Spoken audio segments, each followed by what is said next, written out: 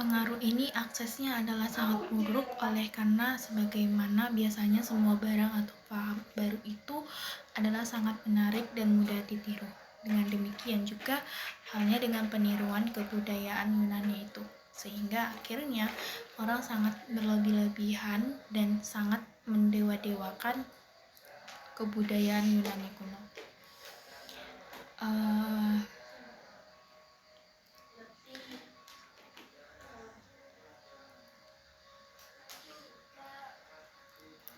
Sedangkan norma-norma agama dilepaskan sama sekali. Hal ini menyebabkan moral mulai merosot dan timbul pandangan yang individualistis. Terus yang kedua,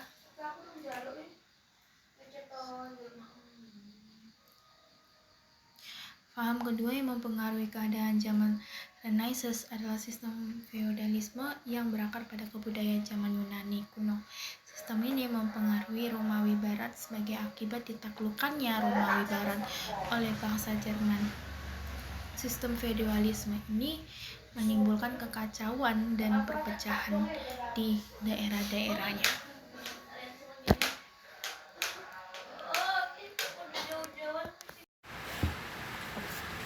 Selanjutnya, ajaran atau pandangan Niccolò Machiavelli tersebut di atas sangat terpengaruh, bahkan dapat dikatakan merupakan pencerminan daripada apa yang dikenalnya dalam praktek sebagai seorang ahli negara dan apa yang telah dijalankannya. Karena dianggapnya perlu sekali untuk menyelenggarakan kepentingan negara. Diangkatnya menjadi teori umum mengenai praktek ketatanegaraan dengan cara yang gagah dan berani. Disinilah Niccolò Machiavelli kelihatan sangat terpengaruh oleh keadaan di tanah airnya, Italia. Karena keadaan di Italia pada waktu itu sedang mengalami kekacauan dan perpecahan, maka ia menginginkan terbentuknya Central Gewalt atau sistem pemerintahan sentral. Maksudnya ialah agar dengan demikian keadaan dapat menjadi tentram kembali. Dengan demikian, akan kelihatan adanya perbedaan yang besar sekali antara semangat ajaran pada zaman abad pertengahan dengan ajaran Niccolò Machiavelli yang mencerminkan semangat Renaissance. Sebab semua ajaran tentang negara dan hukum yang telah ditemukakan pada zaman abad pertengahan sepertinya teori dua pedang, teori cahaya matahari dan teori cahaya bulan. Teori tentang kunci kekuasaan dari paus, teori organis mengenai negara, dan sebagainya. Semacam itu pada zaman Renaissance telah lenyap sama sekali tanpa meninggalkan bekas sedikit pun. Dan dalam bukunya Niccolò Machiavelli tidak membicarakan teori tersebut sedikit pun. Ajaran Niccolò Machiavelli yang menggantikan ajaran-ajaran dari zaman abad pertengahan yang bersifat teologis adalah suatu ajaran yang bersifat kosmis naturalis. Suatu realisme modern yang berdasarkan atas ajaran-ajaran kuno, khususnya dari praktek pemerintahan bangsa Romawi. Tujuan negara menurut Niccolò Machiavelli adalah sangat berbeda dengan ajaran-ajaran yang telah terdahulu, yaitu untuk mencapai kesempurnaan seperti yang diajarkan oleh sarjana-sarjana zaman abad pertengahan. Sedang menurut Niccolò Machiavelli, tujuan negara adalah mengusahakan terselenggaranya ketertiban, keamanan, dan ketentraman. Dan ini hanya dapat dicapai oleh pemerintah seorang raja yang mempunyai kekuasaan absolut. Jadi usahanya itu menuju ke arah mendapatkan serta menghimpun kekuasaan yang sebesar-besarnya pada tangan raja. Tetapi itu semua bukanlah merupakan tujuan negara yang terakhir, melainkan hanya merupakan sarana saja untuk mencapai tujuan yang lebih tinggi, yaitu kemakmuran bersama. Yang dimaksud adalah kemakmuran bersama rakyat Italia. Jadi dengan demikian, kalau di dahulu tujuan negara itu bersifat kultural, sedangkan menurut Niccolò Machiavelli tujuan negara semata-mata adalah kekuasaan. Ajaran Niccolò Machiavelli kebanyakan lebih berupa ilmu kenegaraan praktis atau hukum tata negaraan daripada teori tentang negara dan hukum atau ilmu negara. Meskipun sesungguhnya yang terakhir ini merupakan dasar daripada yang pertama. Ialah seorang realis sejati yang pertama-tama di dalam ilmu negara. Maka sesuai dengan ajarannya, yaitu pertama-tama menyusun sistem pemerintahan sentral. Ia dalam ajarannya telah mengesahkan atau memisahkan dengan tegas asas-asas moral dan tata-tata kesusilaan dari asas-asas kenegaraan. Karena moral dan tata susila ini adalah merupakan suatu hal yang diharapkan merupakan dasein, sedangkan ketatanegaraan itu adalah merupakan suatu kenyataan, merupakan dasein. Padahal sesuatu kenyataan itu selalu berbeda dengan apa yang selalu diharapkan. Alangkah besar perbedaannya antara cara hidup orang yang seharusnya hidup dengan cara orang yang hidup yang sebenarnya. Apa yang selalu dikatakan tidak selalu sama dengan apa yang diperbuatnya. Hingga orang akan lebih membinasakan daripada menyelamatkan dirinya. Bila orang lupa akan kenyataan yang sesungguhnya itu. Di lingkungan orang yang jahat, orang baiklah akan binasa. Jadinya seorang yang raja harus belajar supaya tidak menjadi orang baik. Raja tidak perlu terikat oleh perjanjian-perjanjian yang telah diadakannya. Apabila perjanjian itu bila ditepati akan merugikan negaranya. Jadi raja boleh ingkar janji bila itu untuk kepentingan negaranya. Sesuai dengan sifat realistisnya Niccolo Machiavelli menyatakan bahwa negara itu adanya untuk kepentingan negara itu sendiri, dan seharusnya negara mengejar tujuan dan kepentingannya sendiri dengan cara yang dianggapnya paling tepat. Meskipun dengan cara yang sangat licik sekalipun, dengan demikian kepentingan negara dijadikan ukuran tertinggi bagi pelaksanaan pemerintah dan segala perbuatan manusia. Untuk itu, ia tidak saja menganggap perlu melepaskan sama sekali pikiran-pikiran yang teologis, tapi juga kesusilaan dan moral. Oleh karena praktek daripada kesusilaan dan moral, sifatnya adalah jauh sekali dengan praktek kenegaraannya yang senyata. Ajaran Niccolo Machiavelli tersebut di atas telah menamakan ajaran tentang kepentingan negara atas Staatsratsschaften. Selanjutnya, untuk mengetahui sebab-sebabnya harus menyelidiki terlebih dahulu apa yang dimaksud dengan sistem feodalisme itu dan apa dasarnya. Yang dimaksud dengan sistem feodalisme dalam lapangan itu ketatanegaraan ialah bahwa dalam susunan ketatanegaraan itu dikenal dengan hak pribadi. Jadi dasarnya itu ialah bahwa hukum itu mempunyai sifat kepribadian.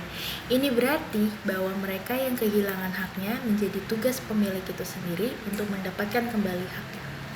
Begitu pula daerah juga merupakan kepribadian. Dalam hal ini yang penting adalah bahwa negara adalah merupakan hak milik pribadi daripada raja. Para bangsawan, apalagi rakyat jelata, tidak mempunyai hak apa-apa terutama dalam susunan ketatanegaraan. Tetapi dalam waktu negara mengalami bahaya, peperangan misalnya, kaum bangsawan itu dan juga rakyat biasa selalu memberikan bantuan kepada raja, berupa apapun. Maka nanti kepada mereka yang berjasa, raja memberikan hadiah yang berupa pinjaman sebidang tanah. Pemberian hadiah itu dengan suatu perjanjian bahwa sebagian daripada hasilnya harus diserahkan kepada raja sebagai suatu pajak atau merupakan suatu tanda bahwa mereka itu adalah bawahan raja. Orang-orang yang mendapatkan hadiah tanah itu disebut lehman, sedangkan raja yang meminjam tanah itu disebut Landherr atau tuan tanah.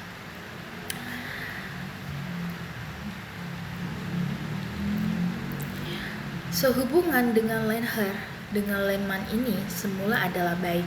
Landherr semula rajin berkeliling ke tempat-tempat lehman, atau sebaliknya lehman yang berkunjung ke tempat Landherr. Tetapi lama-kelamaan hubungan ini menjadi renggang dan akhirnya malahan terputus sama sekali. Maka setelah putusnya hubungan ini, para lehmanlah yang menjadi berkuasa di daerah-daerah tersebut. Kekuasaan ini makin lama menjadi makin kuat. Kedudukan raja tergantung pada bantuan dan dukungan para lehman. Akhirnya kekuasaan raja itu semakin berkurang dan malahan habis sama sekali. Keadaan demikianlah yang dipergunakan sebaik-baiknya oleh para lehman untuk memproklamirkan dirinya sebagai raja. Demikianlah timbul raja-raja kecil dan mereka ini saling berebutan kekuasaan.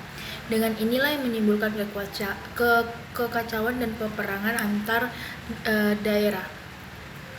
Hal-hal tersebut di atas itulah yang kemudian menyebabkan para sarjana kenegaraan pada pada zaman Renaissance itu selalu berusaha untuk memikirkan atau mengadakan konsepsi-konsepsi tentang sistem pemerintahan sentral dan mutlak pada negara atau stat abolitionism. Sedang tujuannya adalah untuk menghentikan perang perebutan kekuasaan yang selalu menimbulkan kekacauan itu. Banyaklah kiranya negara yang terjumur sedalam ini. Italia misalnya, negara yang mengalami keadaan ini semenjak pada pertengahan abad ke-13. Proses mana berjalan terus semenjak raja-raja Jerman lenyap dari Italia dan akhirnya memuncak pada abad ke-16. Maka mulai saat itu masalah kenegaraan menjadi sangat menarik perhatian. Masalahnya ialah bagaimana kekacauan dan perebutan kekuasaan itu dapat diakhiri dan diganti dengan suatu ketertiban. Masalah inilah yang sangat menarik perhatian dan kemudian diselidiki serta dicari pemecahannya oleh seorang tokoh kenegaraan yang sangat takjub akan masa itu. Tokoh tersebut yang dimaksud tidak lain adalah Niccolo Machiavelli. 1. Niccolo Machiavelli. Niccolo Machiavelli dilahirkan di Florence. Ia hidup pada tahun 1469 sampai 1527. Ajarannya tentang negara dan agama ditulis dalam bukunya yang sangat terkenal yang diberi nama Two Triples, yang artinya Sang Raja atau buku pelajaran untuk raja. Buku ini dimaksudkan untuk dijadikan tuntunan atau pedoman bagi para raja dalam menjalankan pemerintahannya, agar raja dapat memegang dan menjalankan pemerintahan itu dengan baik, untuk menyatukan kembali negara Italia yang pada walau itu mengalami kekacauan dan dengan daerah berpecah belah. Dalam buku tersebut juga menerangkan pendirian Machiavelli terhadap azas-azas moral dan kesusilaan dalam susunan ketatanegaraan. Meskipun Aristoteles telah mengadakan perpisahan dan pembedaan antara ajaran kesusilaan dengan ajaran tentang negara dao hukum, namun ia masih cenderung untuk mendasarkan ajaran tentang nes dan hukum itu pada azas-azas kesusilaan. Akan tetapi tidak demikian halnya dengan Niccolo Machiavelli. Ia menunjukkan dengan terang tegas pemisahan antara asas-asas kesusilaan dengan asas-asas kenegaraan, yang berarti bahwa orang dalam lapangan ilmu kenegaraan tidak perlu menyiraukan atau memperhatikan asas-asas kesusilaan ini. Orang, bahkan negara kepentingannya akan terugikan apabila tidak berbuat dengan demikian.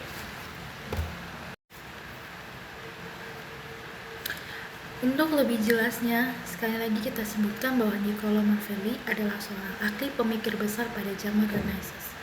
Ajarannya pada umumnya merupakan pencerminan daripada apa yang dikenalnya dalam praktek. Dan dalam ajarannya itu demi kepentingan negara, yaitu untuk menyusun sistem pemerintahan sentral dan mutlak pada negara untuk mempersatukan kembali negara Italia yang pada waktu itu mengalami kekacauan dan perpecahan. Ia tidak segan-segan memisahkan dengan tegas antara azas moral dan kesusilaan dari asas-asas kenegaraan ini. Ini ternyata dengan kata-katanya berikut, kata-kata lain sebagai berikut. Alangkah besar perbedaannya antara cara hidup orang yang seharusnya hidup dan cara orang yang hidup yang sebenarnya, sehingga orang akan lebih-lebih menghancurkan atau membinasakan dirinya sendiri daripada akan menyelamatkan dirinya. Apabila ia lupa akan kenyataan yang sesungguhnya, di lingkungan orang-orang yang jahat, pastilah orang yang baik akan binasa. Maka, seorang raja harus belajar supaya tidak menjadi orang baik, karena ia seorang raja harus juga sanggup untuk tidak menepati janjinya. Hanya raja-raja yang dapat berlaku demikianlah yang telah mencapai hasil-hasil yang benar. Sebab orang yang mempercayai kejujuran orang lain telah dikalahkan dengan itu. Demikianlah yang diajarkan sejarah kepada kita. Sebab itu orang seharusnya berjuang demi menggunakan kekuasaan dan kekerasan seperti binatang-binatang dan tidak menegak hukum. Seorang raja harus dapat menjadi binatang yang merupakan kancil dan singa sekaligus. Merupakan kancil supaya ia tidak terjerat dalam jaring-jaring orang lain, dan merupakan singa supaya ia tak gentar mendengar raung serigala. Barulah demikian ia dapat menamakan tugas dengan baik jikalau negara akan dirugikan. Maka raja tidak perlu menepati janjinya. Jika kalau orang-orang itu baik semuanya, maka peraturan itulah yang terburuk sekali. Akan tetapi karena orang-orang itu jahat semua, maka peraturan itu adalah baik raja-raja setelah memperoleh hasil-hasil yang besar, karena mereka yang menempati perjanjian-perjanjian perdamaian. Kan tetapi orang harus pandai memainkan peranan ini. Ia harus pandai berpura-pura dan menyembunyikan sesuatunya. Sebab barang siapa yang menipu selalu akan menemui orang yang akan ditipunya. Demikianlah antara lain kata-kata Niccolò Machiavelli sekedar untuk menjelaskan bagaimana ia telah melepaskan asas-asas moral dan kesusilaannya dari asas-asas kenegaraan. Selanjutnya, kita membahas sesuai dengan sifat naturalisnya. Niccolò Machiavelli berpendapat bahwa hukum dan kekuasaan itu adalah sama. Sebab siapa yang mempunyai kekuasaan, ia mempunyai hukum. Dan siapa yang tidak mempunyai kekuasaan, dia tidak pernah mempunyai hukum. Dan yang paling baik memainkan peranan raja dalam semangat alam pikiran Niccolò Machiavelli adalah Kaisar Borgia. Sebab ia adalah raja yang paling unggul dalam lapangan kekerasan, penipuan, pembujukan, kelicikan, dan sebagainya. Semacam itu sehingga ia banyak mempunyai harapan dan berhasil dalam mencapai kesatuan Italia sebagai tujuan.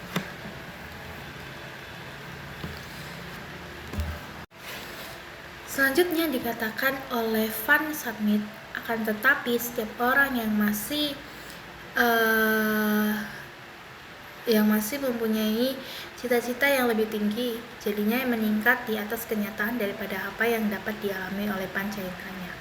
Dan dengan demikian masih merasakan idealismenya sedikit dalam hatinya.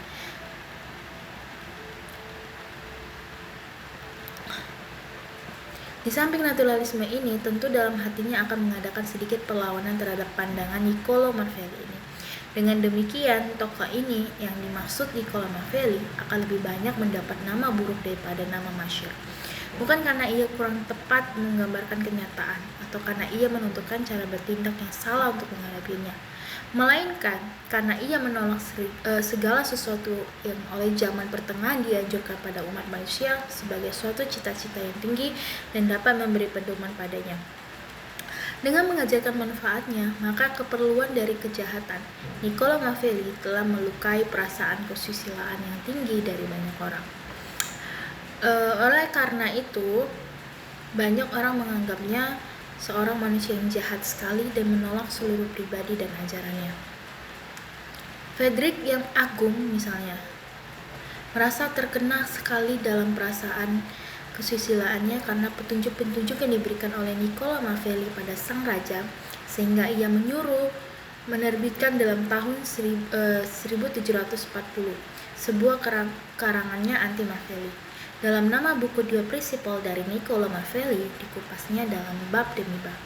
Seterusnya, akan tetapi kritik kemudian dalam abad ke-11 daripada von Moltke, Renga, dan Rouchel mengerti bahwa alam pikiran Niccolò Machiavelli belum lagi diselidiki sedalam-dalamnya dan hanya ditafsirkan dari sudut pandang a priori dari sepemka saja. Sebab Niccolò Machiavelli menghendaki hal yang baik, bukannya hal yang jahat.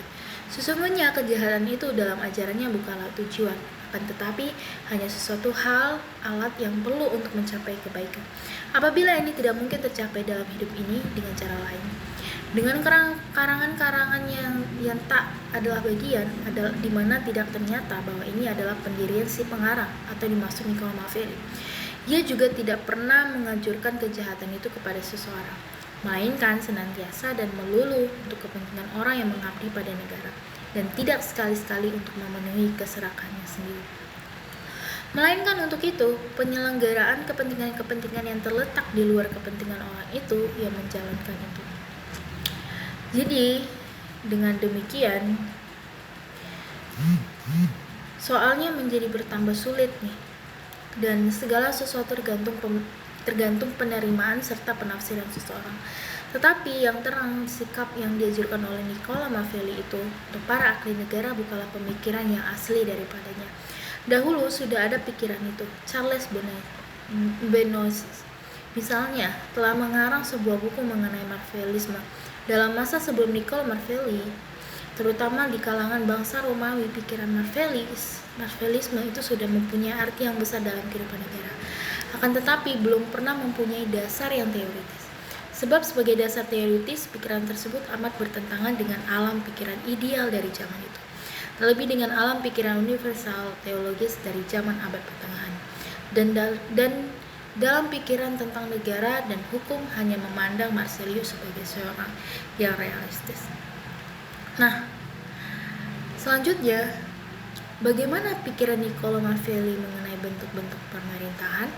Menurut pendapatnya, bentuk yang paling baik adalah monarki. Mengapa demikian?